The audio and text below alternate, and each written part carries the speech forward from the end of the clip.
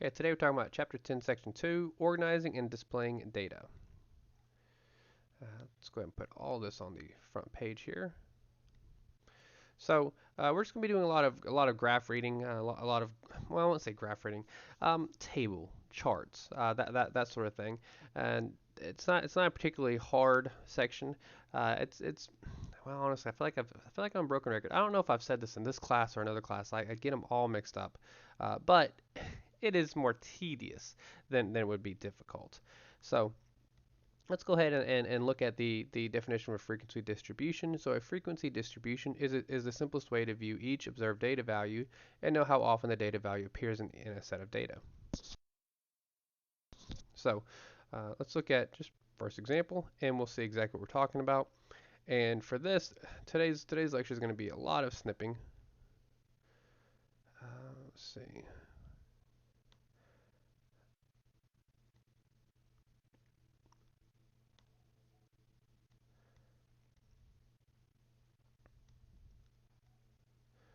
Probably should have put that with something else, but we'll leave it like this for now. That's not bad, especially if I can put the questions above and then the solutions below.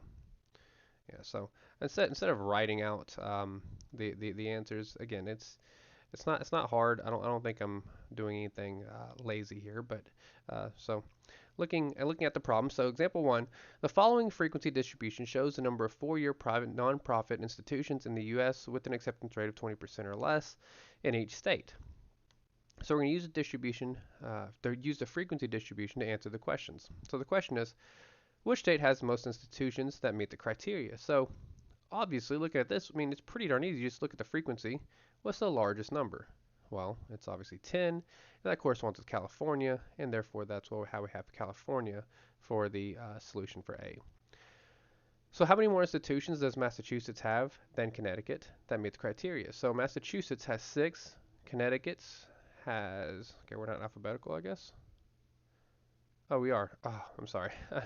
A little small. So anyway, so Massachusetts is 6, Connecticut's 2. So obviously Massachusetts has 4 more institutions.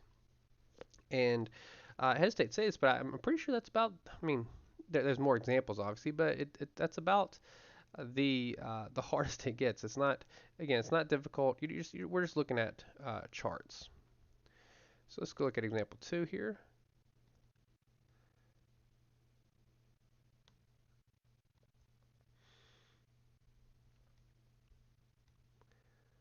And then we'll put our solutions over here.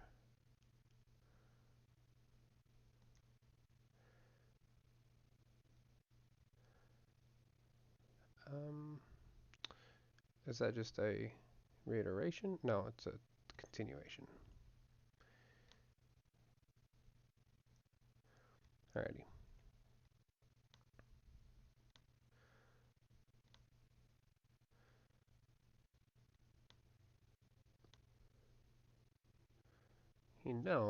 Let's actually try something different here. Let's go ahead and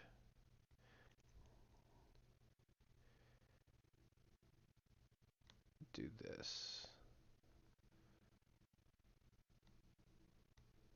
Because we don't necessarily need the table at the top to tell us what we're looking at here, right? There, perfect. Look at that. That's perfect. Okay, so looking at the problem, the wait times in minutes of patrons at the DMV are recorded here. So 15 minutes, 18 minutes, 25 minutes. Hmm. Yeah. And we're going to construct a frequency distribution collected. So um, these are the wait times of the DMV, which might be a DMV maybe in, I don't know, Alaska or Montana, because I don't know if I've ever spent less than an hour at a DMV. Those of you that's been in DMVs can testify to that. But, this is just a math class, whatever. So we're going to start by listing each of the possible values of the wait times and the number of minutes column. So the way we construct this table is, well, we just basically list the number of minutes, and then we list the frequency of them. And that's really it. It doesn't get much harder than that, right? I mean, we just go 15, 18, 25, 17, and we just continue to make a chart of them. And then whenever we repeat, so we had 15 twice, right? Let's see, where's the second one located? Right here. So 15 here and 15 here, and so we just have a frequency of 2. And that's it. It's not hard. It's just tedious. Alrighty, so let's look at example 3.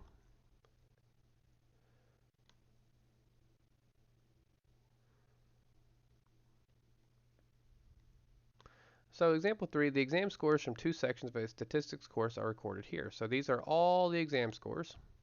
Okay. So construct a group frequency distribution of the data collected with the first class of 71 to 76. So all we're doing here is, so again, we similar to the wait time, we just count the distribution, count how many of each score was once they had was earned on this particular in this particular statistics course exam, and then we just list the frequency of them in their respective group, right? So 71 to 76, there were 6 of them. 77 to 82, there's 15 of them. And again, it's just making a chart, just making a table. I don't know how else to put that. Tedious work. But I will say this: it's got to be the freest the freest points that you will have in this course, because I mean there's no computation, there's nothing. If anything, it's just literally busy work.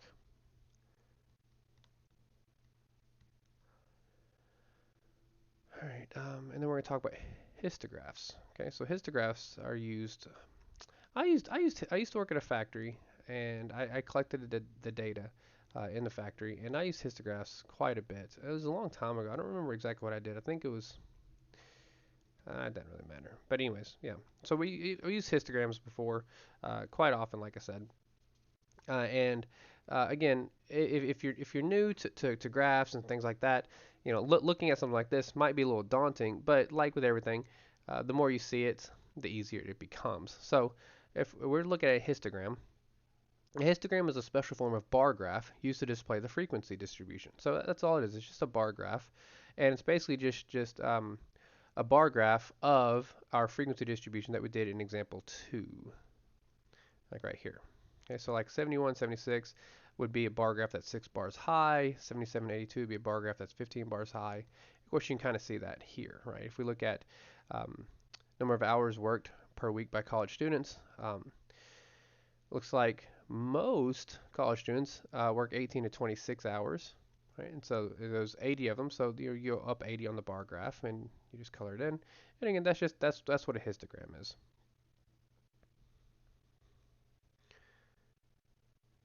Okay, it looks like, yeah.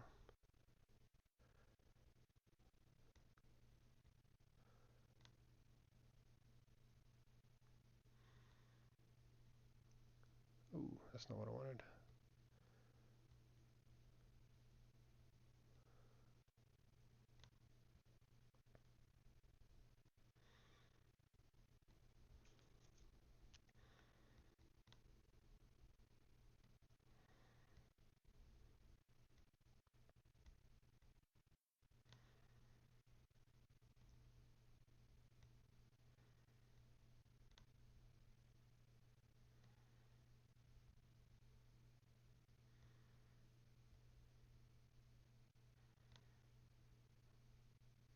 Okay, so again, I'm just gonna snip all the entire solution over here, so I don't have to do all the writing. I mean, I'll do the computation if need be, but writing out solutions, I think it's best on the eyeballs if I didn't.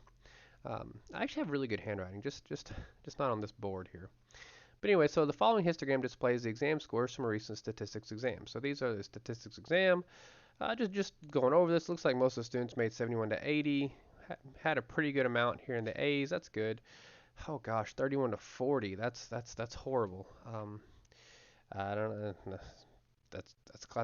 This is definitely a college course if that's the number there. Um, so anyways, it says use the histogram to answer the following questions. So approximately how many students took the exam? So how would we do that? Well, we would just simply add this up, right? So it appears, 0 people scored 0, 1 to 10, 11 to 20. Looks like it's not an angle, but it looks like it's less than half. So it's obviously going to be 2 or 3, right? So it looks like it's less than half, so it's 2, and then 3 here, so that's 5. And then we have 40 here, and then 20 here, and then 15, and then what we would do is we would just add all this up. When we add all this up, we would end up with 172 students who took the exam. Of course, we took the histogram and made it into our little chart here, and then added them up. So approximately how many students earned between 71 and 90? Well, we'll look at 71. Looks like 35 people made it. 35 people made it from a 71 to an 80, and 25 made from 81 to a 90. So 35 and 25 is 60. And so we could say about 60 students made between a 71 and 90. Approximately how many students earned 60 points or fewer? It's funny to say approximately. I mean, we have exact numbers, but oh well. Approximately how many students earned 60 points or fewer? So we're going to look over here at this chart and everything to the left. So we'd say what, 15? Where are we at? 15 plus looks like 20, so that's 35, plus 40, it's 75, plus again we count it as 5, so 75 and 5, that's 80. So we'd say 80 students scored 60 or fewer. And which class of the exam scores did most of the students fall into? Well, that's pretty obvious. Looking at the histogram, 31 to 40. All right, so next up we have a frequency polygon. All right, now admittedly, this is definitely, I wouldn't say it's a new chart for me, but it's a chart that I'm not abundantly familiar with, like I am with a histogram chart. Not saying that it's not used, just saying me coming from I wouldn't say the working world. I mean, I did work in a factory, but um, what am I trying to say? I don't know. It's not a graph that I use a lot, but obviously if it's in this textbook, it's something that's going to be pretty helpful for somebody somewhere.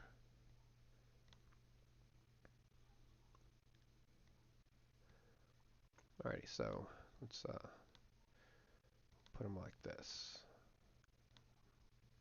Alrighty, so a frequency polygon is a type of line graph used to display the frequency displayed distribution of numerical classes. So a frequency polygon can be constructed from a histogram. So here's our histogram by placing a point or a vertex at the midpoint of the top of each bar and then connecting the point. So what happens here is it looks like it's just looking at the bar graph. I'm sorry, the histogram. Well, I mean it is a bar graph. The histogram, and then taking it away. Right. So there's nothing wrong with it. It's just I guess at the end of the day, it's just a normal graph, isn't it? All right. So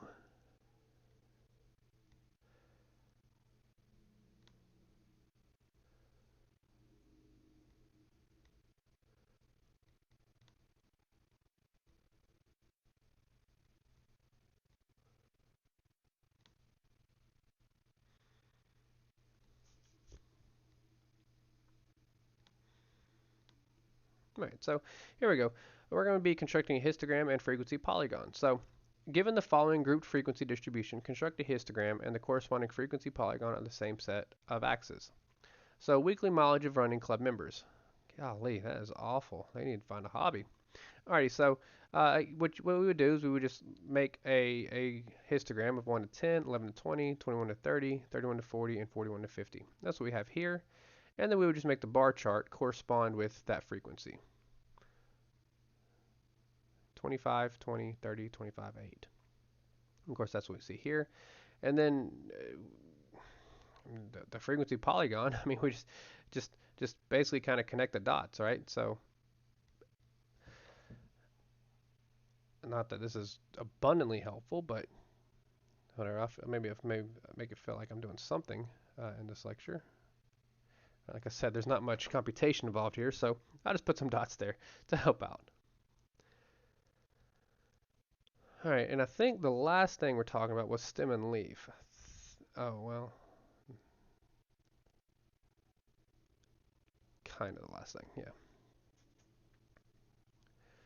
So stem and leaf plot. That's not what I want. We need to scroll that up a little bit. There we go.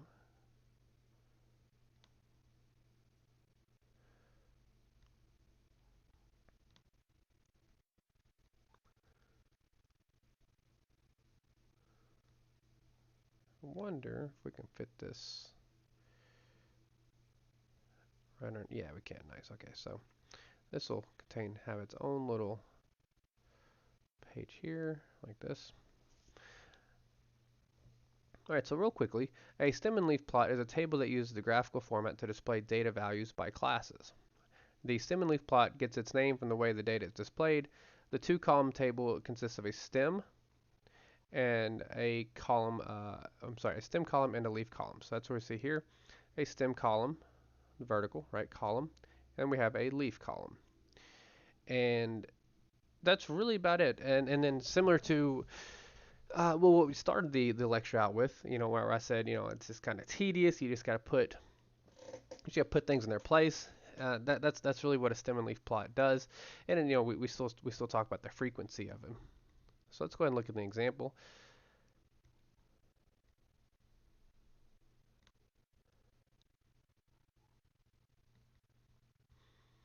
All right, so it reads, use the following weekly mileage recorded by runners in a local running club to create a stem and leaf plot. So these are, again, the mileage. Okay. So what we're going to do is we're going to make a stem and leaf plot corresponding to let's see, make sure. Okay. We're going to use the following weekly mileage recorded by runners in a local run club to create a stem and leaf plot. So in order to do this, so to create a stem and leaf plot, we will use the 10 digits for the values of the stem column and the 1 value for the leaf column. And of course, that's what we do here. So the stem being, the 10s, 11s, 12s, 13s, so on and so forth, right? Basically the first digits. And then the leaf will be the 0 through 9 digits corresponding with it, right? So like the stem to one that we start with a 1, and then the leaf part, the 0 corresponds with 10. And then a 1 in the stem and a 4 in the leaf corresponds with 14. 1 in the stem, 5 in the leaf corresponds with 15, and so on and so forth. So again, it's just tedious work. All right, so deception in statistical graphs. Let's see. This is definitely something that is, well, I I didn't actually buy the book, but I saw a book at Barnes and Noble, and it says um, how to lie about anything with statistics. And I mean, I didn't buy the book because I mean, not that I know everything, but I mean, I know how somebody can lie with statistics, and it is true. But maybe I'm gonna make that an extra credit for a semester. It wasn't a large textbook, but I thought it was pretty interesting. In hindsight, maybe I should have bought it, but it would be interesting. How to lie with statistics, or lie about anything with statistics, or something like that. You see it all the time in politics, or news, or sports, or anything. All right, so we are fresh out of room here. Not necessarily. We put one more there. Good, because we needed that. Wait, no, we don't need that. Let's see. What was it? The do not add? Yes, that's what we needed. So do not add up to 100%. Oh, well, that's it.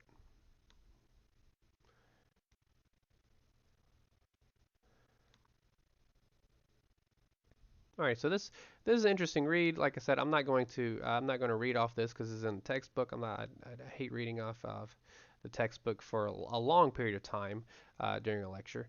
But anyways, that does conclude today's lecture.